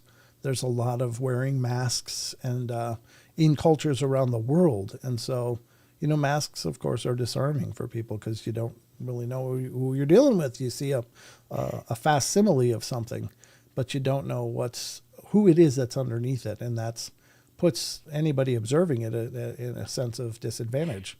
You can't really assess what you're looking at because you don't really know what you're looking at. And so maybe that's all parts of it. Certainly mystical practices left a lot of people feeling unnerved and uncertain, which caused a lot of hysteria in the ancient world and even still today. That, there's ideas that, well, they're not looking at these things like I do. There's something wrong with them. And that's a problem. I wonder if it triggers a bit of the uncanny valley kind of uneasy feeling. Like, Sure. it's a person under there, but like the feeling you get from it, the weird proportions, the smiling face, like it's a person, but it also doesn't really look like a person. So it kind of freaks people out in that way. Sure. Like it's, Yeah. that kind of thing. Yeah. Yeah. I would say that that's probably very accurate. It's just there's a lot of ideas floating around in the paranormal world, and I'm not saying none of them could be true or not. I'm not trying to assess value. I'm just trying to caution people against subscribing to any ideas based upon nothing other than them saying it. That do your homework, to look into these things yourself, come to your own conclusions, because there's a lot of people sowing whole narratives around nothing, or very, very, very little, where they not probably, but most likely are fabricating a whole lot of lore based around a couple of thoughts or ideas. Right. So it's kind of like the butchering of the Patterson-Gimlin film, whereas it was Bob and Roger on horseback, and they happened to catch this rare moment, and it's turned into 15 other things. Oh, there was a massacre of Bigfoot, and there was a logging company wanted to, hired them to go out and do all this crap. And it's like, where did you get that from? Where did you possibly come up with that? And there's different yarns and tales and stories and affidavits to that effect that people have made claims of. But, it's just ridiculous. So. Yeah. I do wonder, for those of you in chat that are afraid of clowns, if you know, unless it's an unconscious thing, you really don't know why, but if you know, what is it about clowns that freak you out? If you do know, at least. Yeah, it'd be interesting to hear. Certainly phobias don't always have to be logical. Oh, sure. I know. If you think about it, a lot of people are arachnophobic. Spiders just creep. And when you look at it, it's like what I used to tell you when you were a little guy and you got freaked out from something. I tell Elijah now, it's like, dude, you're like Godzilla. You're like Godzilla fleeing from an ant. Honestly, when you look at it, it's like 1 foot and the whole problem's solved, just it's over. And to have such a freak out, like with Oliver, it was bugs. He hated bugs, just hated bugs. Yep. Oliver, you are so much bigger than that. And bigger than that thing that, you can destroy it really, really easy. You just, but the fear like the is giants running from Jack. Yeah. Yeah. Yeah, exactly. Yeah. Yeah. If Jack climbed up the beanstalk and they all went, ah! Started climbing up on furniture. Yeah. So I don't know. Nomenclature. I like the way you spelled that. Oh, that's cool. Oh, Maggie, thank you for the 5. Maggie gave 5? Oh, Maggie. Thank you, Maggie. So just be careful what you subscribe to, because there's a lot of ideas out there that people are pushing as gospel. And I don't mean religiously, but I mean they're just pushing it as fact. And quite honestly, once you look into the actual phenomena and what is known, you got to question how they got there, and just be careful, because there's a lot of people that are working really hard to establish themselves as authorities of this different stuff. And why? I don't know. It's okay that we don't know much. It just shows us what we have yet to learn. But some people want to tell you all day long what something is and what something isn't, and that they know and they have the answers. And if you want more answers, just check them out. That YouTube channel or that Facebook channel that I found called Bigfoot Expert. The name of the freaking channel is the Bigfoot Expert. Oh my Lord. And that guy is so full of it that I don't know if I've highlighted enough, but it's going to be one of the next "What the hell is this?" segments, because it's like, what? What was something that was said that was just like, are you serious? Like, what was the thing? Well, the big one was the first one that my first exposure to the Bigfoot Expert was, and it came up on my feed for something. It's obviously because I'm into the paranormal and research and this stuff, so it came up on my feed. Secret picture from my personal archives. And the dude's videos, he talks just like that. My personal archives. He didn't narrate this. This is all text, but I'm mimicking his voice. Yeah. This ain't no AI picture. This is a real picture, folks. And the amount of people that were under it going, oh my God, this is amazing. Can I see other pictures of the rest of it? And I did a quick reverse image search and found that it came from a Reddit thread by Ricky Gervais. And it was a close-up of a chimpanzee hand. Exact image The guy was claiming it was from his secret archives of images and it wasn't AI. Well, he's right. He didn't lie there. It's not AI. It's an actual photograph, but it's not of a Bigfoot hand. It's a freaking chimpanzee hand. And I just went in his comments and said, I'm just going to leave this here. And I left the link to it. And then I made a clip of it, like an image, and shared it on Facebook. But it's like, oh, Josh Orban said, Josh Casto says, I saw him and called him out, his Google archives. Well played, sir. Yeah, it was a chimpanzee hand. Yeah.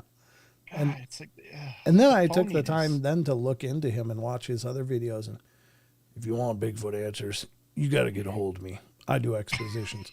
He does expeditions out there, into the Bigfoot land. And he's where you need to go. He's called the Bigfoot expert. And it's so tragic. It's so tragic. But I'm not sure who that clown is, but it's people like him that have given me a new hobby. And that is... it's a fun hobby. Well, I mean, because those kind of people honestly piss me off because they're destroying the narrative. They're destroying the work of a lot of incredibly devoted and dedicated people out there looking for answers. And these half-asses come along with their stupid claims and their fabricated expertise, and they pull the narrative in stupid directions where there's no basis for it. And it's like, what are you doing? Yeah, It's not helping. It's hurting. And the sad part is him posting a picture of a chimpanzee hand and putting it out there as a secret archives close-up of a Sasquatch hand. One skeptic looks at that and the whole Bigfoot movement is trash now. Like, because all they have to do is look, these are the kind of idiots that are looking for Bigfoot. And they use that example and it makes the rest of us look like idiots. So I take personal, no integrity, just money, Rachel says. Yeah. I take personal offense at it because I want answers. I'm here to discuss and look for answers and to look for ideas. That's fine. I don't claim to have the answers. So I'm not here saying, guys, this is what it is. Believe me, I know I'm the one that knows. You got to subscribe to learn more. It's like, no, I don't have the answers, but I got a shitload of questions, so. Yeah, I mean, that's the thing, too. He's not even helping his own channel for the sensationalization of it because all it takes is one call out that he's lying. And it's all crap. You lost the faith that your base had in you. Your credibility is gone. Yep. Yeah, it's gone possibly forever, potentially. Carju says, exactly, Brett. Thank you. Appreciate the reinforcement. Yeah. So I guess we've kind of wound our way to the end. We didn't do any cryptids tonight. We'll do some tomorrow night with Tex. And we'll get to the question of the week from Mr. Chucky Danger, our own question of the week hero tomorrow. That'll be coming up on tomorrow's show. So until then, folks, first of all, Sheldon, thank you for being here tonight. I loved having you, buddy. Of course. I love being here with the best community on the internet that I've ever encountered. Amen. And what do you have to say in closing? Well, first off, just because I asked, I'm going to highlight Chucky's answer to the clown thing. The almost human look, but not quite, with clowns combined with the creepy laugh. So from what I'm getting from that answer is like Uncanny Valley. Sure. Yeah. So, but either way, so guys, don't forget. And for anyone new here, check out discord.gg/paranormal portal. Link is right in the chat.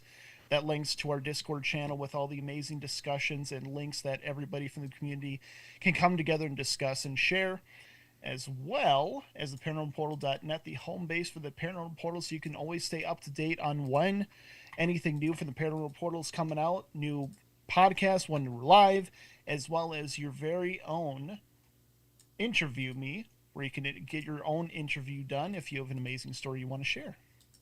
Amen. Well, Amen. That there's fine work, son. That there's fine work. Oh, thank you. You're so welcome. All right, folks. Well, that's going to wrap it up for us tonight. Remember, coming back tomorrow with Tex. We're going to dive into 2 more hours tomorrow night right here on the Paranormal Portal. Wherever you're watching now, just come back tomorrow night and do the same thing. We'll be here. I'll turn on the lights. I'll be waiting for you. And hopefully none of that member crap happening on the stream. Here's to Should be hoping. solved now. I hope so. I never heard back from Jaron. Did you hear if it worked? If he refreshed the page and grabbed the live link? I must have missed that comment. I did too. Jaron, if you're out there, I hope it worked. But I'll look into it myself. So, all right, that's going to wrap it up for us. Good night to all you guys on Rumble. Good night to everybody over on Facebook. Anyone on X, love you guys. And love all you YouTubers as well. So, Rumble, everywhere. Twitch, if you're out there, love you there too. So all I can say is good night. Remember, we love you all. Be good, be kind, be nice, take care of each other, help each other out, find the magic in every day, and remember to laugh as much as you can. And be back tomorrow night. So until then, go check out Spaced Out Radio. Mr. Dave's going to be going live. Go hang out with Betty White himself. I'm just saying. All right, good night, everybody. Until then. Good night. Love you, mean it. See you guys.